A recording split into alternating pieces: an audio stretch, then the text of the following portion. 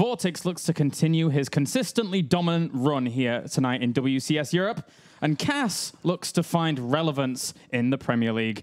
And on the other hand, we have Jakshi looking for some revenge as he plummeted out of the round of 32 last season against Harstem here at the WCS Europe Premier League with myself, Kyle Aris, alongside Apollo. Group E is definitely a group where any two players can advance today. Likewise, two players can drop out quite easily as well. A very unpredictable group to tell who's going through and who's going home. All right, so let's look at the round of 32 overall so far. We've passed that halfway point going into this season's Premier League. Yeah, this has been a great and very interesting season so far. If we look at the players who advanced in top 2 across A to D, 4 Koreans and 4 Europeans balance is the way that this season's been working out. 3 Protoss, 3 Terran, and 2 Zerg, that is right. 3 Protoss, 3 Terran, 2 Zerg. So quite balanced. And so far, 2 champions through. A great mix of fantastic European talent, a good mix of Korean talent as well. This season's pretty awesome. Yes, it is. All right, let's take a look at today's group in a little bit more depth. Group E, as it's a real I'm losing it, man. I've gone already. It's a real mixed bag of tricks, that's for sure, as we have a lot of players that can really kind of change the tide here. First, let's look at our Spanish Zerg, looking on the hunt really for more results here in the WCS after establishing himself as one of the best. It is VortiX. Despite being ranked 35 in the WCS system, there is still an outside chance, even if he's thinking about it, that he could go to BlizzCon. Yeah. He needs to get a top 4 finish at least, though, this season. Long shot, but it's a real shot. And then second up, we have our Dutch Protoss, who surprised everyone last season with his round of 32 performance. But can he do it again? It is Harstem. Yeah, last season he had a fantastic season. He debuted in Premier League. He went through in first place over favorites, including Jakshi. So definitely another player to look out for today. Can he get to the round of 16 2 times in a row? And then a little bit of victim of his, our third player. It's our powerhouse Korean Terran who absolutely cannot afford to bomb out in the round of 32 again. It's Jakshi. That is right. Currently has a 90% chance to go to BlizzCon if things go the way they're meant to go. Yeah. Losing tonight would drop him to 70%. That must not happen for Jakshi today. He wants to go to BlizzCon. Can he keep relevant in the top 16? That's very, very important for him tonight. And then finally, it's our wild card of the night. Once known as the Destroyer of Worlds, but as of late, hasn't really been living up to that name. It's Cass. Yeah, Cass definitely, for me, used to be looked at as one of the best European Terrans. That has been taken away from him over the last year or so. I mean, look at it. He's ranked 122. This player was on top of the European Terran scene for a long, long time. Unfortunately, that is not the case anymore. Tonight, he can start to change things up once again. All right, so that's our group for today. Let's take a look at how the bracket is going to be shaping up as these players fight for 2 places in the top 16. Yeah, our second game is Jakshi versus Harstem, but our first match of the evening is going to be VortiX versus Cass. Of course, the winners will go up against each other in our 4th game, remember, with the new format change. The 3rd game of the evening will be the lower bracket one, and then the 5th and final will be the decider to see who goes through in 2nd place. All right, so game number 1 of the night then. VortiX versus Cass. Let's start things off with Cass, who, again, we haven't really seen much of lately, Sean. How is he going to match up here? Well, when head-to-heads come into play, Cass has only 1 win versus 9 of VortiX. This is going to be a very difficult welcome back again into the Premier League for Cass. This is going to be a very difficult game for him, but depending on his practice and depending on his training regime, there's still a chance, because in his prime time, he definitely is capable of going toe-to-toe with a player like VortiX, but at the same time, he's not getting the same results that he's had before. He's never even been to the round of 16 in the Premier League, and he hasn't been to a round of 16 altogether in over a year and a half. It's been a long time since we've seen Cass at the top. Tonight, maybe the stars are lined up. And then unfortunately for him, he's going to be going up against quite the guy when it comes to playing this matchup, at least. A fantastic win record for him so far in this matchup. It's VortiX. I mean, VortiX is simply the most successful non-Korean, as it says there, player within all of WCS, within all regions. I mean, if you include 2012 as well, he was a finalist against Stefano, just a magnificent player within WCS. He's got a great set of results against Terran players. We can see 12-3, and he's really made his name off the back of his Zerg versus Terran within the WCS, beating some massive names. And here, there's 2 Terrans at his picking. You actually bring up a really good point there, Sean. A really, really good point. VortiX across WCS Europe, I truly believe as well, has solidified himself that strongest position of a non-Korean in WCS. I mean, he's been here every single season. He even had that position against Stefano in second place in 2012. So he never goes away. And I don't think he is going to go away. I still think that he is probably the favorite in this group. Yeah, I mean, if we look at this group, we have to, I mean, look at these two players more specifically. VortiX, if he goes through to the round of 16 tonight, it would be his 6th performance live from the studios at ESL here in Cologne. And then to the very opposite side is Cass, has played multiple times in Premier League, but has never been to the round of 16. A drastic difference between the both of them, but just not so much on paper, but looking at both of their names, Cass should be a player like that. He should be. Unfortunately, he isn't. He plays a lot of games. He trains really, really hard, but he isn't being able to put the results where they needed to be. 20 wins, 17 losses within WCS to a 32 and 15 for VortiX. And of course, the ranks at the bottom, 35 and 122. Can Cass do it today? Oh, we're going to see another landslide victory for VortiX, who always seems to be able to just bring the results in WCS, and is always a consistent player, always top 16, most of the time top 8, more so than not, and then has that barrier between top 8 and top 4. But Cass, you said at the start tonight, he needs this result for relevance within the WCS because he's really lacking it in recent times. All right, let's get into it then. Game number 1. Nimbus will be our map to start things off for today, as we have, spawning down to the bottom left-hand corner, it's our blue Terran representing Cascade. It is Cass. And then up to the top left-hand corner, it's our red Zerg. It is VortiX for Millennium. I have to be siding with VortiX here. As much as I've always believed in the two big Terran players in Europe, Cass and Happy, my trust has been let down. I mean, I can't stay with them all the time anymore. So I have to definitely side with VortiX as a clear favorite to even advance through in first place today. No doubt. Yeah, it's actually, you know, very interesting. Because for me, I said it before we even started casting today.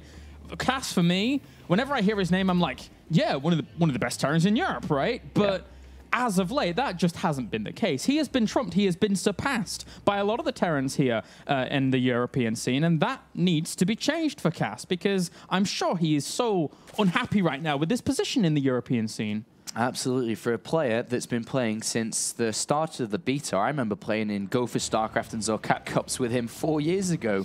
It's a long, long time, and he's been, you know, roughly around the top of the scene in the European scene for such a long time, but recently has really dropped off the market a little bit. But we'll see. We'll see. Anything is possible.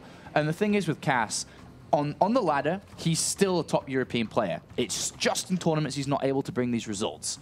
The problem also with Cass's playstyle over the years has been his predictability, the way that he favors macro play over anything else, so you're able to play greedy, maybe sometimes play super aggressive, and you kind of know what to expect from a player like Cass, whereas VortiX, on the other hand, is able to play any style. Yes. Aggressive, passive, you know, super macro-oriented or not. He can do anything, and that's what makes him a very special player. And he can also play different playstyles, as in Roach Hydralisk or Zergling Baneling, all these Roach Zergling attacks.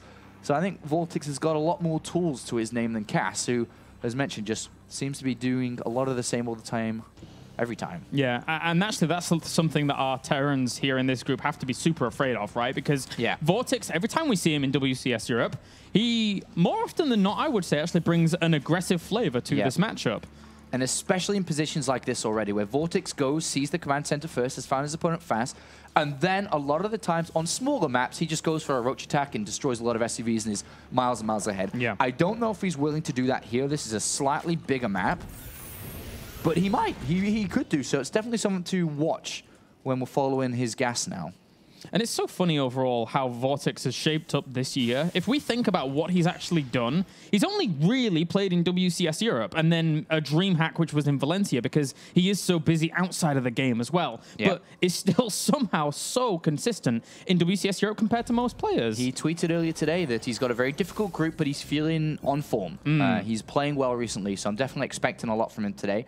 He hasn't decided to go aggressive. He's just got that Zergling speed and pulled out of gas with his workers, but he's playing against command center first, so we should be seeing a pretty fast third base come out from him here. he knows that Cass can only be aggressive once his Hellions come out, so there's definitely time to squeeze out that third. 2 Lings on the way across the map here to sit around at the front, have a little bit of a look around, make sure that nothing's going to be hitting him, because right now he doesn't have all Overlords in place to spot directly out of the front, but Cass going very macro-focused. Third Command Center already on the way behind all of this. Yeah, it's just a very standard build in Terran versus Zerg, and more so Cass versus Zerg as well. Yeah, and Cass likewise. I mean, look at this. Already with that bunker, he has no intel on his opponent whatsoever, but he knows the tendencies that VortiX can go for, so you have to be a little bit careful. And of course, behind this, though, we know that VortiX is going drones, drones, drones. Drones, drones, drones, drones, drones, queens, queens, queens, queens, queens. He's chosen to get an extra couple of queens before taking his third base here, rather than rushing that out. And then Cass is just getting his tech lab on the barracks. Stim is going to be on its way, and just a very standardized game from him. Cass, unfortunately, hasn't even moved outside his base. Nope. You know, just a bunker, no information whatsoever, doesn't care, has already chosen his build.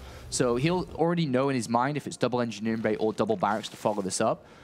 Whereas from VortiX, he doesn't know about the third base, but he also knows that Cass hasn't scouted, so he can imagine that maybe Cass has gone for a third. It's, you know, he would have to assume that is the case, but I mean, both players in a comfortable position for sure so far. Yeah, and plenty of queens out to defend here as well for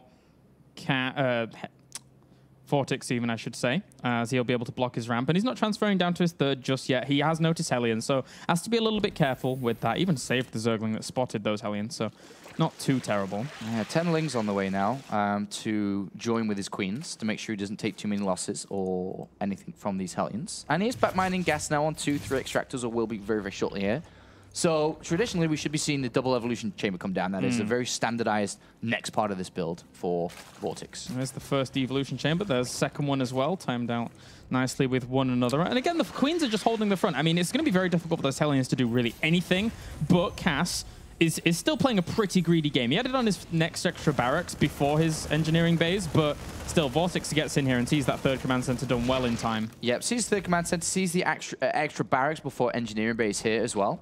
And I think he would be feeling quite comfortable in this. Yeah. Just got to make sure he doesn't take losses versus these Hellions. Definitely. Hellions still poking around, having a look, see what's going on. Sees a lot of creep spread at the front, so he's going to be trying to maybe poke and prod, shut that down. But again, the queens are there in good spots to actually defend against that. Yeah, super standard game from both sides here. Lair coming into play. We'll see the Baneling Nest thrown in soon for when the Lair completes. It's going to be Zergling Mutalisk style. And Cass is just macroing up. You know, he's going to take his third nice and early now, or not super late, but kind of on a good timing here. He's going to start to bring the starport into play to get his medivacs out, and that's really the only time that Cass can do anything in this game, is when the medivacs come out into play. Yeah, nice snipes out there for Cass to get a few of those creep tumors, but at the same time, there's waves upon waves behind that as well, so it's not doing as much as he would like. Quick question whilst all of this is kind of steady and going on. Okie doke. Do you think VortiX would ever employ a similar style to what we saw Snoop bring at IEM Toronto? Is he just a different player across the board? You mean with Swarm host play? Yeah. I have no idea. Okay. I have not been able. I mean, I don't play with VortiX. He doesn't stream very much. He doesn't play in a lot of tournaments. So I have no idea if he's adapted that style. He could have, from influence from Snoot. Yeah. But I would be happy to see it, but I'm not going to say it's going to happen either. Okay, so there's room for it, but... There's room for it, but I don't know if he's learned that style. Yeah, I mean, it was an up-in-the-air question anyway. I was just wondering on your opinion of it. As for now, Cass is bunkering himself up at his third base. So his economy's doing all right as well behind all of this. Gotta say, he's up to 55 workers. Not quite the 74 workers that VortiX has, but he was going drone heavy from the very beginning. I mean, both of these players have just, you know, played a very textbook style. Yeah. This is what you'd be, if you were trying to study a normal game from both Zerg and both Terran, you just rewatch this game. Yeah, it's been very, very simple, very, very concise in their execution back at home. And yeah, Hellions looking to deny this fourth, and I think they might. Yeah, actually. And this is the only really move that one of them's done to slow the other down. Yeah. Is this drone snipe. That's it. Yep. So that's going to end up falling, which is a nice little start there for Cass in all of this. For sure.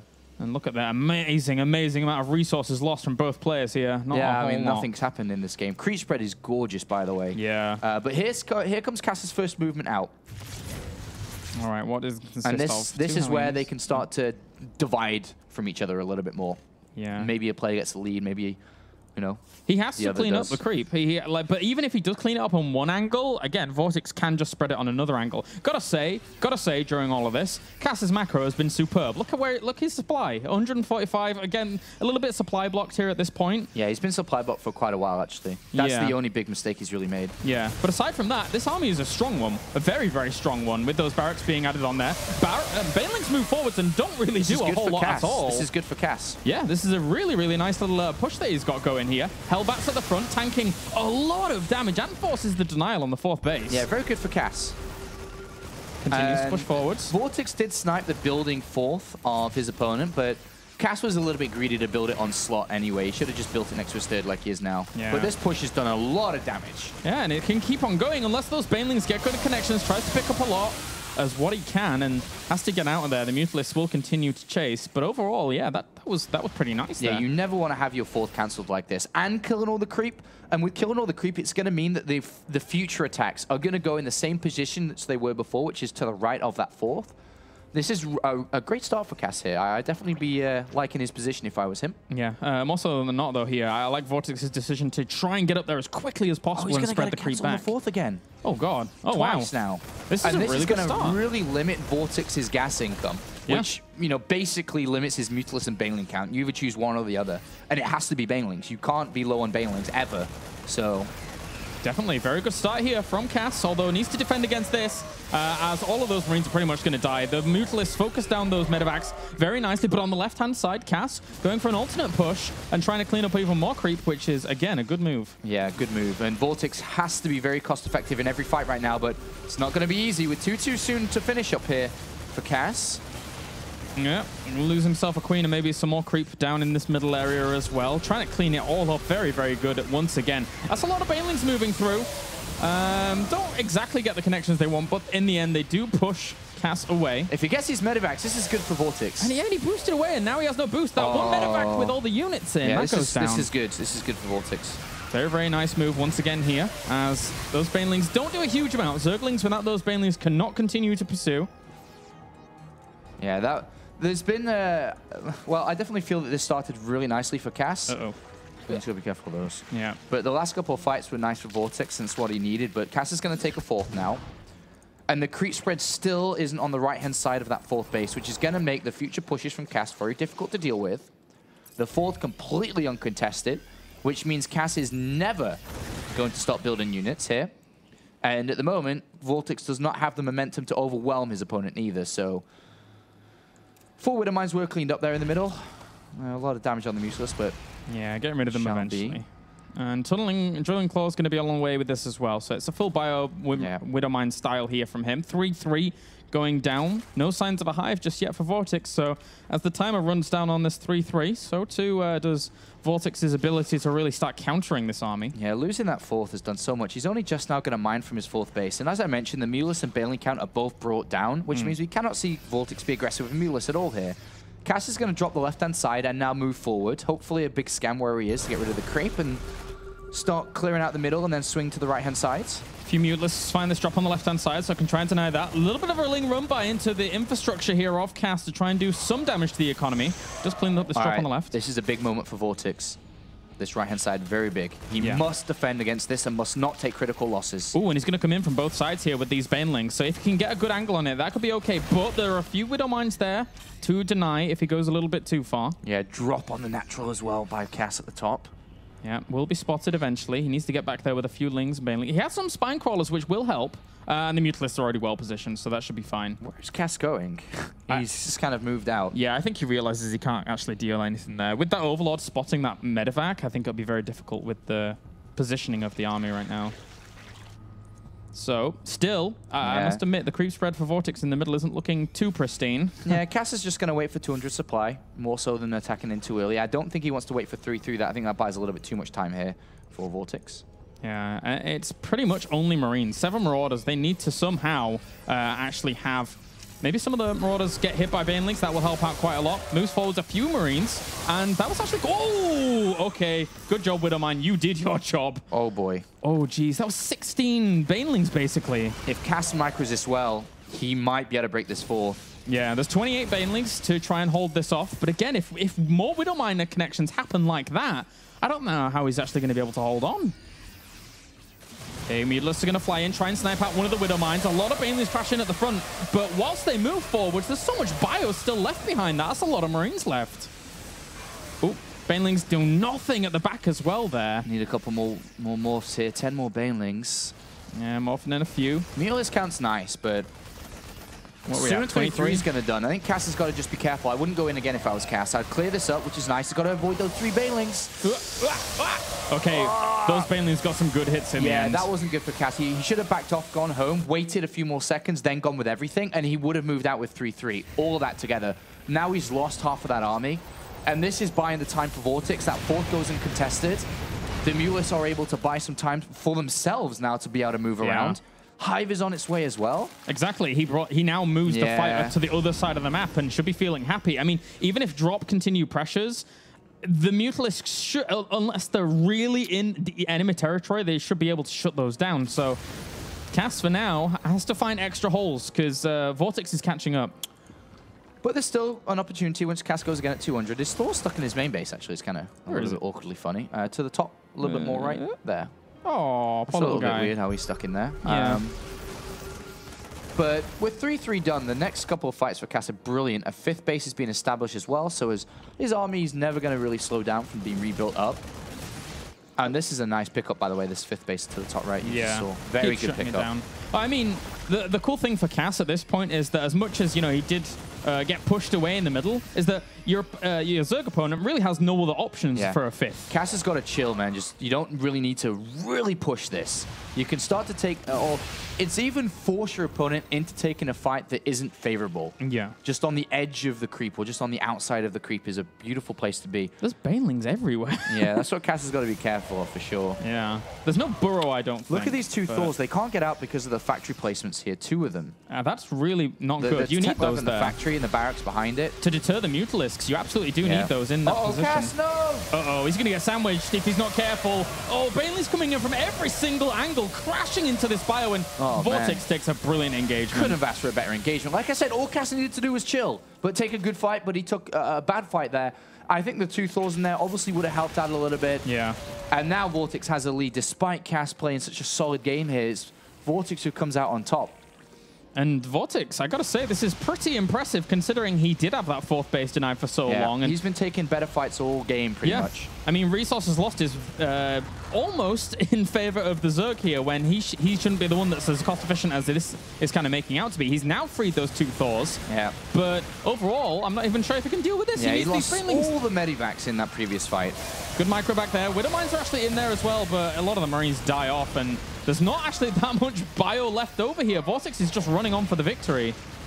And he might be able to find it here, and if he does, Cass is going to be kicking himself. Vortex is going for the kill. 38 Lings in reinforcement, everything over the other side. Banelings doing their job as a Mutalisks, just sitting in the sky, bringing down everything that actually pops out now. Just a few units on this left-hand side, kind of trying to find some kind of security, but there's nothing for them. Cass might be put in checkmate here if his production is camped. Yeah, he is compromised completely. All these units keep popping out, and he doesn't. Vortex at this point doesn't even care if he's sacrificing Mutalisks. He'll replenish them. He's killing off unit after unit. The Zerglings are flooding in as well. Overall, Vortex with strong holds and strong recovery. And strong engagements. Yeah, very. Especially that last one at the end. The surround there, the positioning. I mean, I mentioned before, you know, there's Banelings everywhere, but that was all the game plan for Vortex. He was just waiting for his opponent to walk into a dangerous spot. Cass played a very solid game here, but messed up on the engagements. His macro and his mechanics were great, but the engagements were not. And that last one, as you said, was just so big. And he's down in supply and he's bleeding.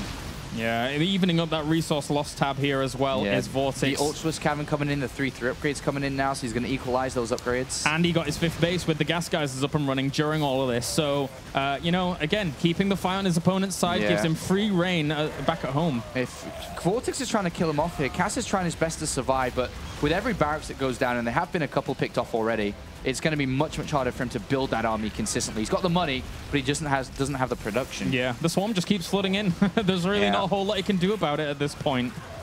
And this is definitely a tilt the head sideways and like, oh, moment for Cass. Yeah, it is. I mean, he was doing so well. He was doing so well in this game. And again, it's very rare we actually even get to see Cass anymore on the big stage. He's trying to build 8 barracks to get his production back online, but he's dropped to 85 supply now. There you go. GG. Game number 1 goes to VortiX, showing that, hey, you can do some damage to him early on, but he's going to recover very strongly. Yeah, and that's pretty much StarCraft. If you're behind, it mostly always comes back to having a really good engagement or counterattacks or finding a way back in the game that way. Yeah. But this one was certainly just the engagements, and that last one was beautiful from both sides. Wrap around Cass's army, who just wasn't really prepared for that. Oh, well. VortiX goes 1 up so far, and for a lot of people looking at this group right now, this is kind of what they expect from VortiX, right? People are expecting him to go through in first or second place, more so first place, because of how well he's done in previous seasons. So right now, that's a good start for him.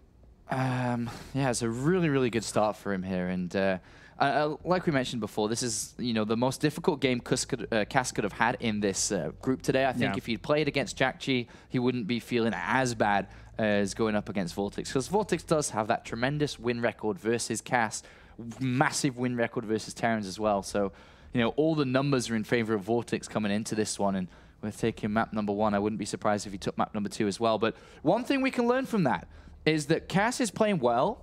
With a couple of, tighted bolts around his own gameplay, he'd be playing even better and could be beating VortiX here. So VortiX doesn't want to allow that machine to get kicking, because that's what Cass is very good at, because once he gets the machine of his production, of his third command center that fuels that production going, he can be very difficult to stop. If Cass had, Korean tier engagements, he wins that game. Oh, yeah. He actually wins that game. So VortiX has to be very careful against Cass. And I mean, also that 145 supply block that we saw there, if that hadn't have happened, if he'd have kept going with his macro, because at that point, his macro was absolutely flying. I think he could have continued that 4th denial on even longer, to the point where he was constricting VortiX. But, it's a small thing at the end. Unfortunately for him, does lose the game to start things off. But next map's going to be Overgrowth. And I wouldn't actually be surprised if VortiX just goes to the other end of the spectrum and gets aggressive on a map like this. Definitely could do. It's a much smaller 2-player map here, where if you're playing against Cass, that option should always be highlighted as something to do to try and get an easy victory here. Not even necessarily 1 or 2 base aggression. It could be 3. It could be something else to kick in before the production of Cass usually goes and gets up and running, because with Cass's build, anything before the 11-minute mark is where you're going to be in trouble, because you don't simply have enough units out. All right, let's get into it. Game number 2 now, as we have Overgrowth, our map for this first series of the day here at WCS Europe. Up to the top right-hand corner, we have our red Zerg, currently up 1-0. It is Millennium's VortiX. And down to the bottom left, even I should say. Bit tired today. It's our blue Terran. It is Cascade Cass. That's right. We flew back from Canada yesterday and are back in the hot seat again today. So excuse the slightly tiredness, but all is good when we have WCS, because this is a very good group, very unpredictable. 3 really good European players, and of course the token Korean JackG. And I wonder if we're actually going to see the Europeans pull ahead today. If the 2 Europeans advance, it would be 6 Europeans to 4 Koreans in the round of 16. It could, go in favor of the Koreans, which would be 5-5 here today, considering there's only 1 of them. I think we might have a couple of contenders here, especially with Harston's record against JackG, which is actually even. 2-2. And he did help eliminate JackG in the previous season of WCS. Yeah, I think JackG, I think people have to be really careful against him here. Looks like, are we going to the gold base? Oh, no, I think he's just looking for 2 barracks. Yeah. Because Cass definitely a player who can 2 barracks. If he goes to the gold, it's pretty wild. Yeah, he's looking around everywhere. Yeah, he just doesn't want to get 2 racks here. But it is going to be a reopening. And when you scout like this, it does hurt your economy. So the Reaper has a slightly higher chance to do a little bit of damage, because the hatcheries slow down a little bit here. The spawning pool is up to 16 drones when it comes to supply. If he takes a gas before that as well, it's, you're going to push the Reaper probably even further to do damage. But there's a 16 spawning pool.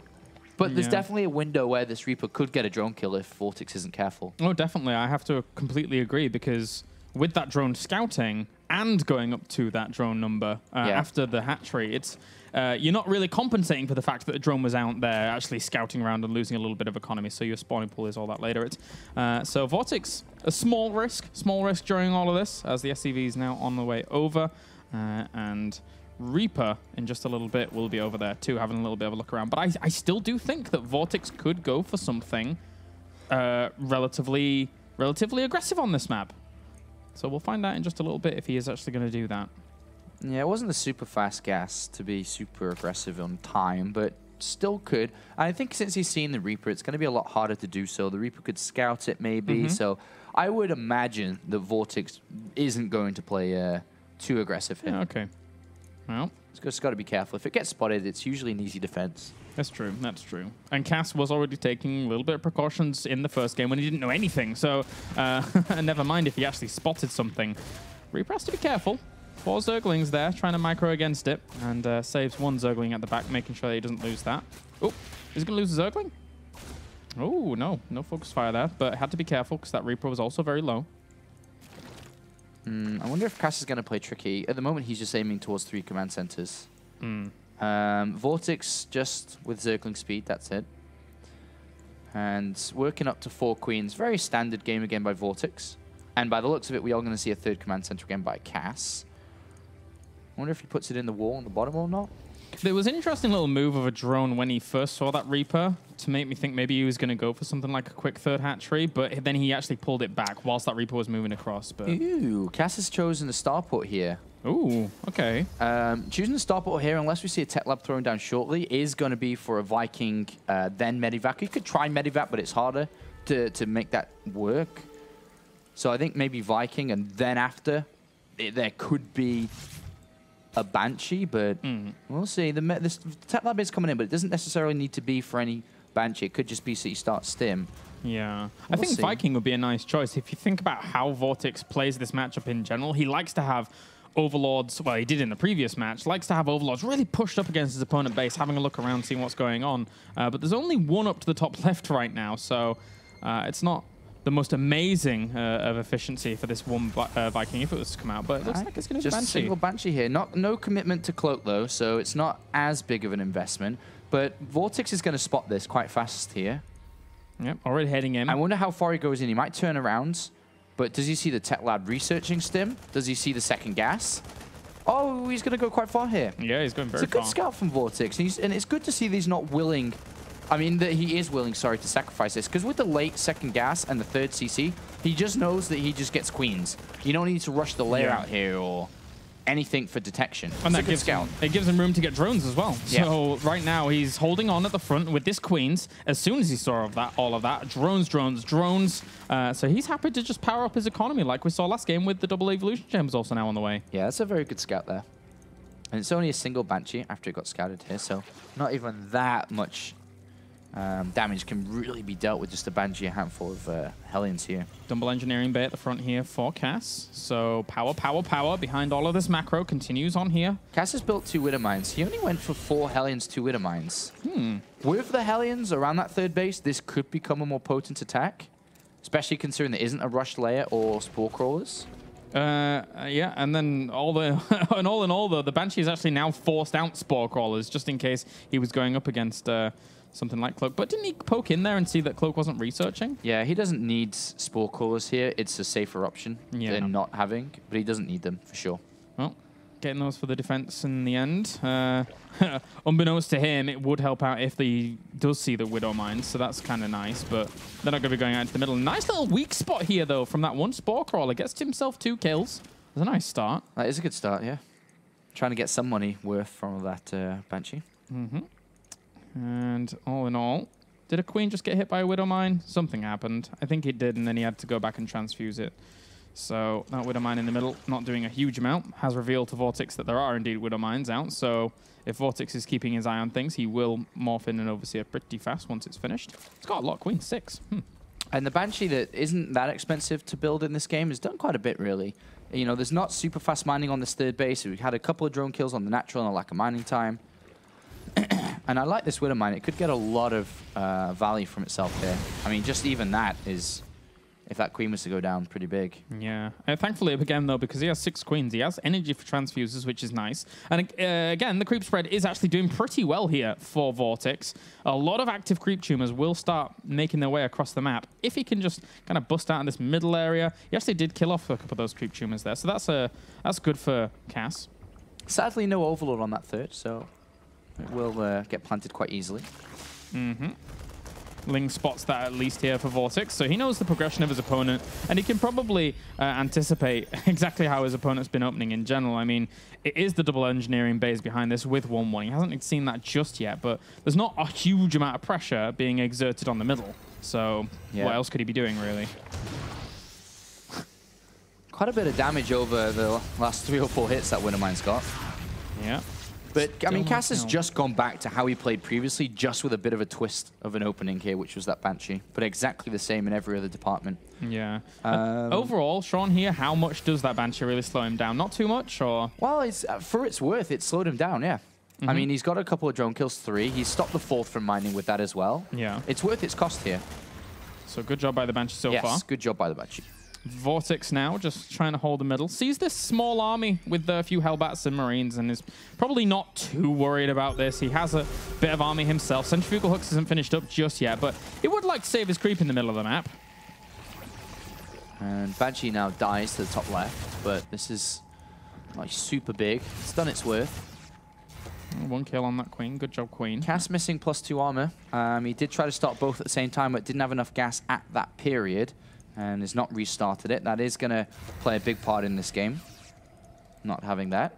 And overall, Cass just reinforcing down this left-hand side. Notice that he actually he hasn't got supply blocked during this like 145 mark. It's a little bit slower than previous game, but ultimately now looking to press onto that 4th base. If he can get a denial here, I'm very impressed.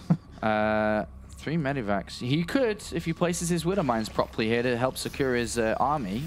And this is definitely something you have to defend here as VortiX. But at the same time, VortiX can come from 2 areas. From the front and the back here. And get a nice, good surround. And he's going to attempt it. Mutalisks, 1 dies at the front. He's got to be very, very careful about this. Here comes the 2-pronged attack, though, like you were mentioning before. It's hard to split against here. And, well, he cleans up the majority of that pretty easily, does VortiX. Yeah, this is a good clear-up. Pushing all of this away. Could even focus on that medevac with these Mutalisks, but decides to just kill off the bio. There is another double drop, though, at the back here. And across these 4 bases, this is a really good move by Cass. Maybe that was why it was so easy to clear up, because Cass had 2 medevacs full of units. I didn't spot that, and neither did VortiX. So that's nice for Cass to be able to get some damage done like this. Oh, he could get the spawning pool. Yeah, he's going to. Good stuff. Good stuff so far. And that's going to kind of stifle the production here of VortiX. This is huge, because he only has the Zerglings he has out currently. There's only 28 of them. And he needs to build Banelings, but he also needs Lings with this too. There's an opportunity here for Cass to go again soon before the spawning pulls back up. I was going to say, though, if you do something like that for Cass, shouldn't you be like trying to follow it up as quickly as possible? Shouldn't he be going like right now to actually do something? I think any time before the spawn portal is ready, as long as he doesn't let lots of Lings be built before. But because the longer he waits, he can maximize his army size. And the Mutalisks are out in the middle of the field. Because VortiX knows that he has to delay, right? He has to buy time. Good snipe out of the Widow Mines. 2 there for maybe a Mutalisk or so. Maybe not even a Mutalisk. And now Cass is looking to exert that pressure. I think there's enough Banelings here to be able to hold on in time before he can get a flood of Lings in again. Yeah. And again, good job by the Mutalisks. So ultimately, right now, a lot of upgrades on the way here for Cass. Getting that +1 weapons as well as looking to press on to the top left-hand corner.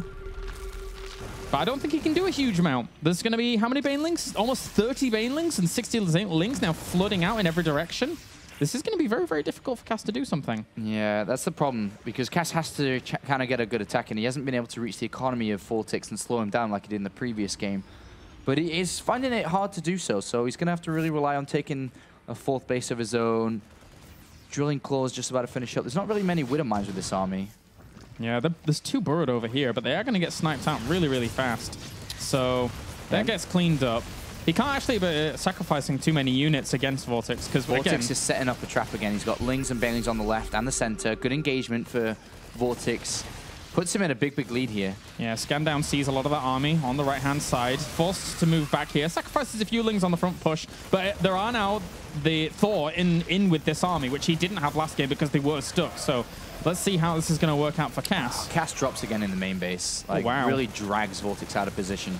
And it's really good across these 4 bases. They are so spread out. Very difficult here for VortiX to fully divide up his army and accommodate for both attacks. Ooh, okay, bye-bye. Yeah. Cass has to be careful. His whole army is not together.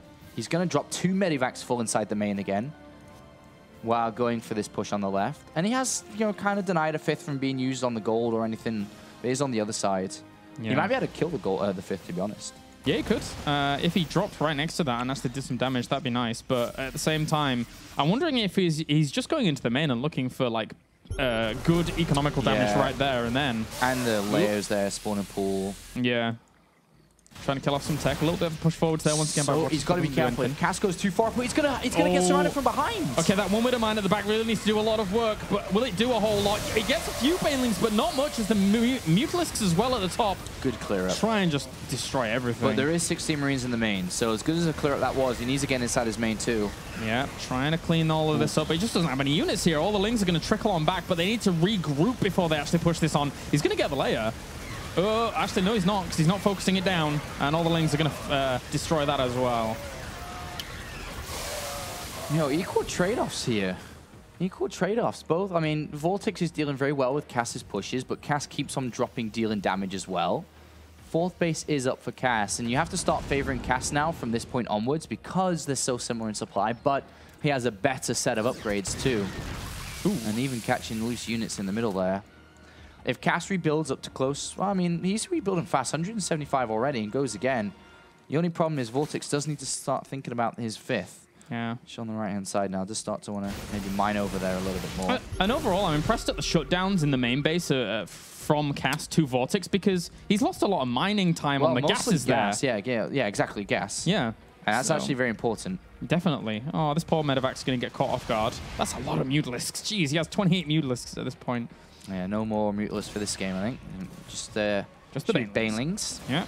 And Zerglings. But it comes back to the gas again that he shut down before, and it's not like the 5th base has actually had these gas guys up at all for VortiX because he's been so preoccupied elsewhere. And because he's taken damage to his economy, he can't really afford to get to the hive and better upgrades. So he is stuck on Zergling, Baneling, Mutalisks, but Banelings can still work. It's just a lot harder now for them to work against these +3 attack, and Thor's added in for the Mutalisks as well.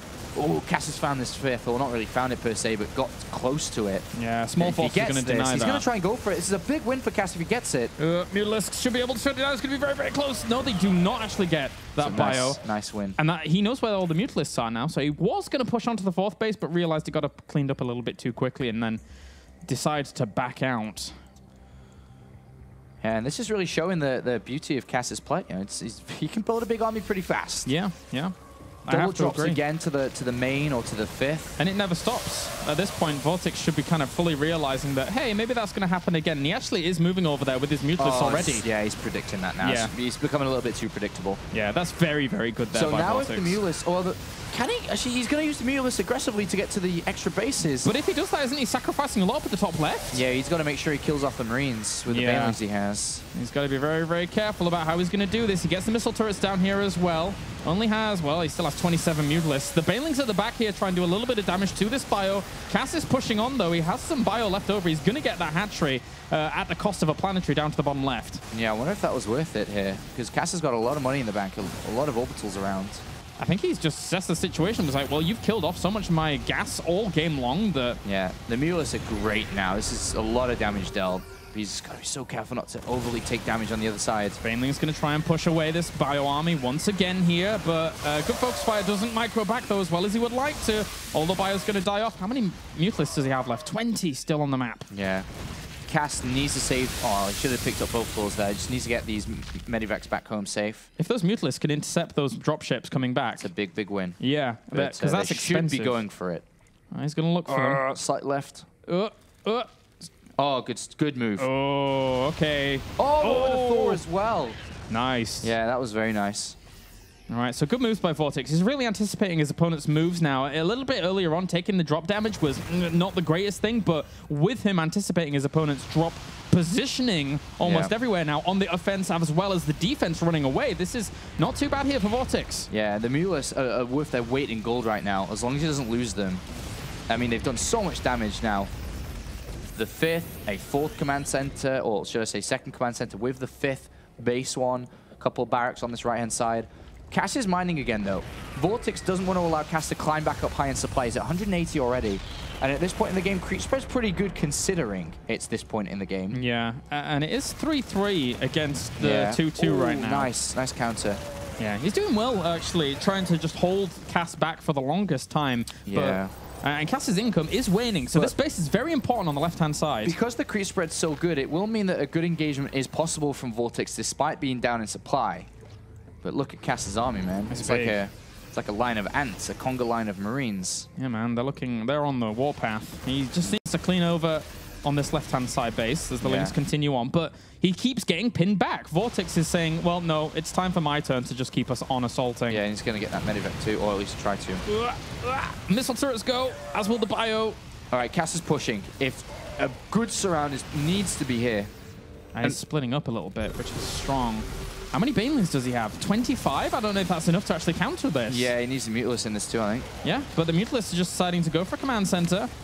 There's other command centers left over that can be used later on. Here, there goes the base. Some of the banelings crashed there, oddly. I'm not sure what they crashed into, but that wasn't good enough just there. I'm not sure the banelings are going to be high enough here. Great spread by Cass, and if he loses all the banelings, he'll lose the game. Banelings are the key to victory right now. Yeah, definitely. I mean, look at the spread here from Cass. Okay, Mules are coming back. If VortiX can defend this push, then he has a very high chance to win this game. He needs to actually force a big sandwich. I think that Terran might be too strong in this position. It's going to be difficult to break. Look, he's so well split, so pre-spread. Oh, well, but there's also no need for VortiX to go right in either. But he's now going to come from 3 sides. All right, how well is this going to work out? A lot of lings on the left-hand side get good positioning on those Marines. The banelings in the middle don't do a huge amount, but the banelings from the right, once again, actually get a big crash. Mutalisk should be able to clean the rest of this up and push it away. Is there enough banelings here? There's no banelings here. Yeah, that's bad. Yeah, not good. 120 supply, but he needs banelings, but it's going to be very hard to afford. And VortiX not. This is good for Cass. Very good for Cass. Mutalisk looking to go for the pounce once again. The income not looking too great for either of them. Cass kind of doing all right on that left-hand side, and he's launching attacks from that left-hand side as well. So his defense as well as offensive capabilities there are pretty good. Yeah, despite Cass being down in supply, I can't help but feel this mining base is everything in this game. Yeah. I mean, if the Mutalisks are over there... It'd be nice, yeah. He still does have 21 Mutalisks out, which is good. If he can shut down that base. Look how many mules are there, really fueling the Terran power. There's only 2 Marines and a turret, so... Okay, that's going to fall. There's no way he can actually defend that. Yeah, if he gets rid of this CC, or the SCVs, or either one of them. Get all the SCVs, man. Just get those as quickly as possible. There's only 26 SCVs actually out. Oh, no, but he doesn't want to be losing any of those Mutalisks. I think the Marine count is so high. 44 Marines. Yeah, he needs more banelings. He's trying to scramble to get more banelings, but he just doesn't have any income himself. Yeah, he's got no income. And he's not going to have any really good income. All Cass has got to do is chill. He knows his opponent's not really mining. Just build up. 50 Marines is a lot, so... He can't go into the main. There's missile turrets there. He can't trade off those Mutalisks. He absolutely needs every single one of them whilst Cass is mining away happily.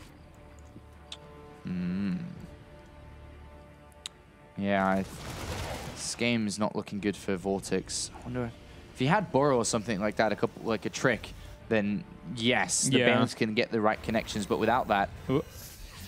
Looking for a medevac or 2 there, maybe. Doesn't get the opportunity to. The watchtower control for Cass allowed him to see that movement in. This is pretty much down to Cass making a mistake with the engagement. I mean, VortiX is separating up his army again, so he's looking for another surround, but it's going to be such a small surround on different levels. So there's so many Marines, so many. 73. He needs great baneling detonations. Just the income's so different between the both of them. 1,000 for one player, 300 for the other, so... I mean, he's got a little bit of gas trickling in here as VortiX, or quite a bit, but it's just about the minerals. He can't actually reply with enough Zerglings to make this work. So. Yeah, and Cass has still got quite a lot of minerals left on that base on the left. Nice catch of 2 Widow Mines. Also the Contaminate there to slow a little bit of this production down, but he needs to get out. That army's just too much for him to deal with. 5 Marines and a Thor. A couple of Thors been added in. It's going to make this really difficult too. So many Marines. Yeah. 76 Marines now. To 23 banelings. Yeah. Oh, he's actually a little bit trapped. He needs to go out the top way. Does find a way out. Good job there, but the only way out, and he doesn't lose anything. Yeah, that was close. Close call. He's trying to establish this base. The Mutalist's trying to buy as much time as possible. Very difficult here, though. Cass is doing such a good job in terms of the macro. Yeah, Cass is a machine when he's been able to, you know, take bases without any troubles. Yeah. Be able to play in an equal game is very good for Cass. And Vortex knows he's in a lot of trouble. This is the push that I think ends the game here for Vortex. There's too many Marines. And it's the pre-split. The pre-split here, how do you actually deal with this with 23 Banelings? It's going to be so difficult. Even a few Banelings at the front there, really not getting the best engagement. Mutalists fly in a little bit haphazardly there. How can these Banelings fare? And actually they get as much as they possibly can, but it's not going to work out. GG. Vortex loses the second game. Cass ties it up. Good job there by Cass overall. Yeah, very good for Cass. And that shows the power of the Cass machine. You know, once the machine is switched on, which it was, he's quite difficult to stop as a player. And that's the most feared aspect of playing Cass, is that he's so solid like that. Yeah. And as long as he defends attacks and aggression and finds himself in this position, that's what he's best at. But it's a best of 3, of course, and there's now another chance here for Vortex to maybe play some games here. Depending on the map, what strategy does he choose? Is he aggressive? Does he feel comfortable in going up against Cass again in a macro game there? But Cass did a very good job of drops getting damage done. Yep. His pushes weren't getting damage done, but the drops were, and it actually outweighed the fact that the main push wasn't getting damage done. So the only real thing that Vortex has to be careful of going into this next game is that push this way, double drop that way. If you can deal with both, which is a player like Snoot does extraordinarily well, you can deal with both. The Terran player just loses while you're defending. But if you are able to get in, stopping the gas in the main base is the same as stopping the gas in the fourth. It doesn't matter. As long as one of them is stopped, Cass is winning. So they were very good for Cass to be able to get in there. And overall, I think that if you look from game 1 to game 2 to game 3, I think Vortex now, if he wants to play into a big macro game, will be anticipating that kind of overgrowth style that we saw. The second half of that game. Exactly. He started to stop it, but he didn't, you know, kind of do that at the start. Yeah. So he started to take too many losses before it was too late. So, you know, King Sejong Station is a very similar S map where you do push in the same kind of style while dropping the... I mean, Terran vs. Zerg is mostly all about that style anyway. So, you know, Overlord spread, Creep spread, anticipation, maybe some static defense, stop it from happening, and then you're going to be in a better shape. All right, so King Sejong Station will be our next map here. This gives Vortex a little bit more room, I feel, to at least lock down across the bases. 4 bases on that map if you're going to spread them out across a line on Overgrowth. Very difficult to bounce between like the 4th and the 1st bases. Right. Whereas on this one, it's a bit more of like a triangular shape, a bit easier to kind of keep bouncing around. So I think that this probably favors Vortex if the same style comes out. Well, we'll see. If the style does come out, I think Vortex might be able to adapt a little bit more. I wonder if Cass does something tricky here. On King Sejong Station, it's a little bit more difficult to be able to pull off a tricky build. There's one build that springs to mind, depending on Cass wants to use it or not, is Flash's build here, which is the Hellions and Marine drop. And it's actually quite good because you can't have Overlords in the middle to see it coming as much. But Vortex, as a player, is very good at scouting what you're doing.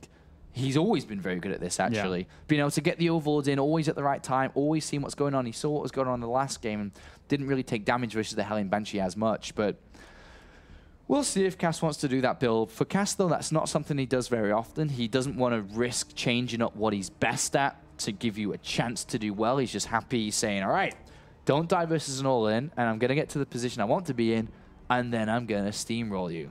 And that's always how he's liked to play. Yeah, and again, we've seen actually in both games how fantastic his macro has been because he reaches that 145, 150 supply mark, starts putting pressure on where he wants to, and Vortex, who was playing pretty greedy early on as well, actually hasn't been able to keep up at that point in the game.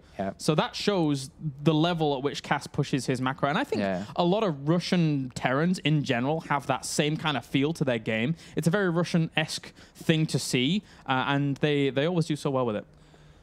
Vortex has great creep spread, great engagements. That's definitely leading to his favor, though. I say Russian, Cass is Ukrainian. Same kind of area, probably a little bit controversial, but there you go, overall.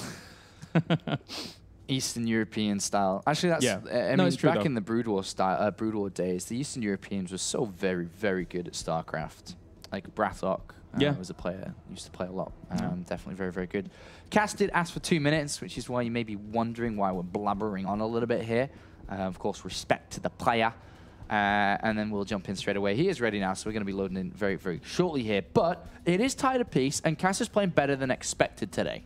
Yeah. Oh, yes. For a player that's never been to the round of 16, he's bringing a performance against the best and the most successful non-Korean within WCS when it comes to results. Of course, Snoot is by far the best performing non-Korean everywhere. Yeah. But in WCS, VortiX, round of 16, round of 16, round of 16, round of 16, round of 8, round of 8, round of 8. So he's always, getting these type of results in. Unfortunately for Snoot, well, since we're talking about him, was eliminated in the round of 32 just a week or so ago before we flew out to Toronto. And a big severe result for him regarding his BlizzCon progress. But he is signed up for every tournament possible to try and keep that dream alive. And, in a weird way, the dream is still alive for VortiX too. Yes, it technically is. In a weird way. If he was to get a semi-final or final position, he pushes really close to the round of 16. And then with a mediocre, an average, a decent position at DreamHack that's coming up, he's actually going to find himself in top 16. So a lot on the line for VortiX. But I think everyone just wants to see him play well. Yeah, I think so as well. Normally, whenever we get into WCS, VortiX is one of the guys to follow in the European region. But is this guy this season who spawns down to the bottom right-hand corner? It's our red Terran this time. It is Cass for Cascade. And up to the top left, it's our blue Zerg representing Millennium. It's VortiX. This map can work for aggression for sure. This map does, it works well for pretty much any style VortiX would attempt to go for. And I would think on this kind of map, Cass is going to go Reaper more so than Command Center first here, especially because the Overlord of VortiX is going to go down, see the Command Center first, because it's usually going to be on the low ground, of course, unless he wants to play super safe and put it in his wall. It's quite easily adaptable to stop, whether it be the Roach trying to kill SCVs or a massive attack either way. So I would expect Reapers from Cass unless he wants to play risky. Yeah. It is going to be Reapers. Could try and be a little bit tricky and even just get a Marine out early on to try and bring their Overlord down, but that's not as common nowadays, as the refinery's now been added on for Cass. And obviously information is key. VortiX, look at this. Playing a little bit scared. Yeah, he's actually got an Overlord scouting for 2 barracks and going for spawning pool first here. Very good against 2 racks. It's okay versus Reapers too because you get that Queen out a little bit earlier, but is not as focused on the income of minerals. So yeah, a little bit worried. All right, well, I guess maybe in their ladder games cast 2 barracks a lot. Yeah, he's been trying to scout out in the second game, as you mentioned, right? So he's certainly just kind of covering his bases. Very, very important here. VortiX certainly doesn't want to be losing this first series. It's not what we come to expect from him. I'm pretty sure. Correct me if I'm wrong, but hasn't he got like first in almost every single season in the round of 32 in his groups? Yes. So there was last season, he got second. Okay. Because he lost versus Tefl and then came back to beat Tefl. In his group. That's the only season where he looked a little bit worried. Yeah, a little bit of a blip, but then even still then going on to the round of 8 because that's just what he does. Yes. So VortiX now pokes out, sees the command center about to go down. We'll see the Reaper heading out as well and anticipate that. Yeah. Does see that. All right, so standard opening for Cass. Just Reaper expansion, gas still going, factory going to come up next. Like we said, the spawning pool first here for VortiX means the Queen is already out and the second one's going to be made. Where does that Queen go, though? Because usually you just throw it down to the natural, but he has to kind of keep it inside the main. 2 sneaky lings going around to the natural. And they're going to work. They're going to work. Yeah. Cass only just now sees that this is spawning pool first, so then he turns around immediately. The race to the SCV is on. Dun, dun, dun, dun, dun, dun. How will this fare? Because these 2 links, you're right, they could do something. He's going to have to pull down at least another SCV, I think, as this dance continues. So this helps VortiX's setup a lot. Oh, and he scouts inside the main base. Ooh, how did he get in there? Well, this ling won't get himself a SCV kill, but at least he sees everything. Slight tick up with the command center production. But the scout is kind of cool. Sees there's no double gas. With the double gas been put down already, it should have started pretty much roughly around that time. So he knows that it shouldn't be like a Cloak Banshee or Blue Flame or a Hellbat drop or something like that. But there's a starport anyway. And look at that, VortiX still going to check. Sees the starport and Oh, no, he did turn around. Oh, wow. That's Just outside the vision. Yeah, very, very early. Saw the second gas there. being built, though, but doesn't know if that was a command center or not. A little bit scared, I guess, after seeing those 2 Marines pop out and kill that Ling before. He wants to make sure that Overlord doesn't die. I wonder if he'll base Spore Crawlers off the fact that second gas was coming in. Kind of hard to do so. And he's going to go back in. Yeah, he's going to go back in. So playing a little bit tricky. And with the way, actually, these buildings have swapped out, if he goes all the way in, he should be able to spot this, but does he go all the way? He has to, man. Yeah. Like, this is something Vortex does very well every game. Yeah. And he will see the Banshee. It's for me, it's Vortex and Nurtio that in the European scene right now that really stand out as the guys that almost always spot everything in this matchup. So spotting that, nice start. Cloak is being researched. Don't know if he's going to stick with it or not, though. Yeah. He could happily deviate, considering he's already shown this and might even just force down all of those sport I think he might cancel, yeah. This Overlord is going to die. Hellions are on the way to the front, and they're actually going to try and go past all of this. That's a good number of Hellions that he's got there. One already falls, though. Gets plenty of drone kills for his troubles. 8 drone kills. Wow. No way. Cass. 9. Oh, jeez. 10? 11? Ah. 12. 12. Nice. Whoa, Cass. And he didn't cancel Cloak. Yeah. Banshee's on the way. Second Banshee, too. Yeah, wow. It's a really nice start for him. Very good start. Bailing Nest, interestingly, been thrown down. This is not normal for Vortex. He's going to try and surely not going to try and... Oh my god, he's building more. Uh-oh. Uh-oh. He's going to try and bust Cass. The Banshees, they need to be able to see something here whilst they poke around. Because other than that, he's not going to have any intel. Yeah. This is big. There's 2 Widowmines. Look at these 2 Widowmines. Those Widowmines are perfect. If they somehow spot this or get good connection... Yeah, they will. Okay. This is massive. Does he kill anything with them? Does he kill a whole pack of Zerglings? Oh! So awesome. Everything is awesome. That was a great pickup.